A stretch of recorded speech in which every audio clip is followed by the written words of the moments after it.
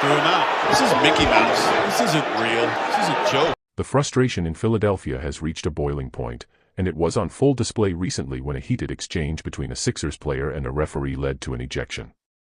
Philly's struggles this season have been glaring, as the team sits with the NBA's fifth oldest roster and is on pace to win just 29 games. Calls for a rebuild are growing louder, but tanking isn't a viable option since their 2025 first-round pick is only top 6 protected. If they fall outside the top 6, that pick will go to the Thunder. Currently, with the 8th worst record in the league, the Sixers are stuck in a difficult spot. The team's problems are exacerbated by Paul George's massive contract. George, who will turn 35 soon, has a player option worth $56.5 million in 2028. His production has fallen off dramatically, making this one of the NBA's worst contracts. Last season, George averaged 22.6 points per game on a 61.3% true shooting percentage. This season, those numbers have plummeted to 17 points per game with a 53.5% true shooting percentage. As the league's 7th highest paid player, George ranks a disappointing 75th in points per game and 161st in win shares per 48 minutes. Compared to Tobias Harris's 2024 numbers, George hasn't even been a clear upgrade, making his acquisition a costly misstep for the Sixers.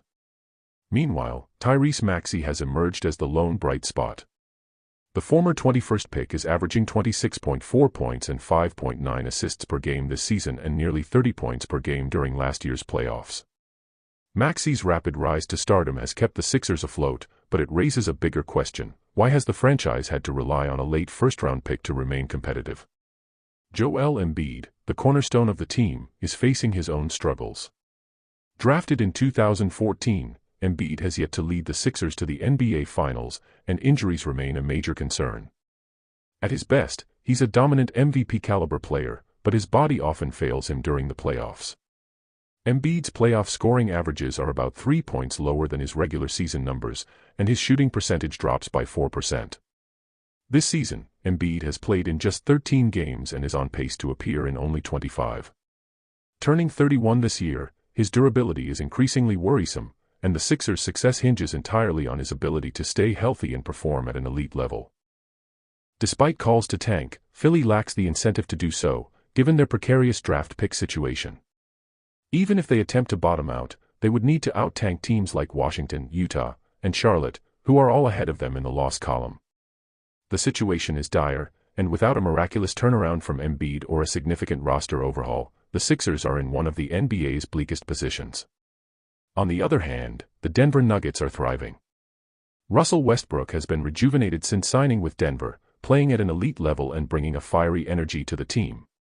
While Philly struggles, Denver appears to be moving in the opposite direction, cementing themselves as legitimate contenders. Russell Westbrook's signing with the Denver Nuggets was controversial, given his struggles with the Lakers and Clippers. However, he may be the best comeback story of the season. In the 23 games Russ has started, the Nuggets are 18-5, compared to 10-11 when he comes off the bench. Westbrook has meshed seamlessly with Nikola Jokic, proving his commitment to winning. Could Russ silence his critics and win a championship as a key contributor in Denver? Jokic is delivering a historic season, averaging 30.2 points, 13.4 rebounds, and 10.1 assists. His advanced stats are jaw-dropping, on pace to finish second all-time in win shares per 48 minutes and set single-season records in box score plus-minus and PER. If not for already having 3 MVPs, Jokic would be a no-brainer for another. The chemistry between Jokic and Russ has been remarkable, as they've become the first pair of teammates to record multiple triple-doubles in the same season. Meanwhile, Christian Braun's leap has been crucial. Braun has improved from 7.3 points on 46% shooting last year to 14.1 points on 57% this season. Despite missing Aaron Gordon for 20-plus games, Denver remains 4th in the West, showing their championship pedigree. If healthy, the Nuggets could repeat as champions. As for the Clippers, trading Paul George appears justified, though James Harden's addition remains divisive. Kawhi Leonard's future as an all-star is uncertain, but the team remains competitive.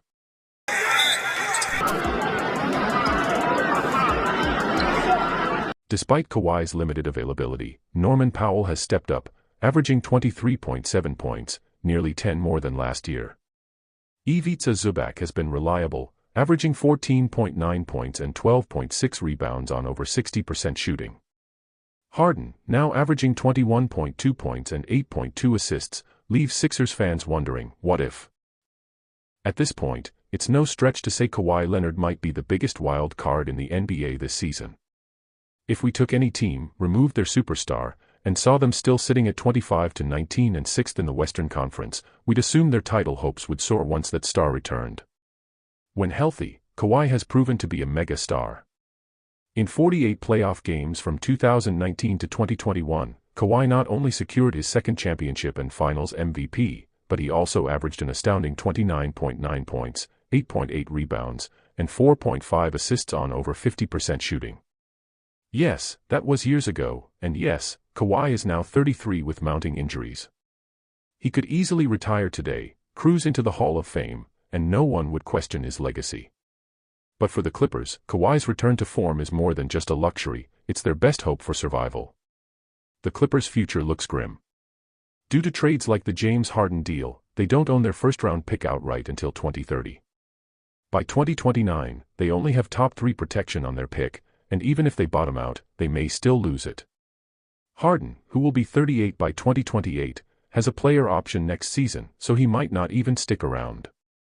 Compounding this, the Clippers are projected to be $67 million over the cap next season, and with the league's third oldest roster, their flexibility is minimal.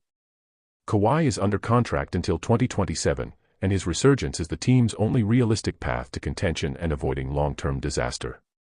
Daryl Morey is a liar, and I will never be a part of an organization that he's a part of.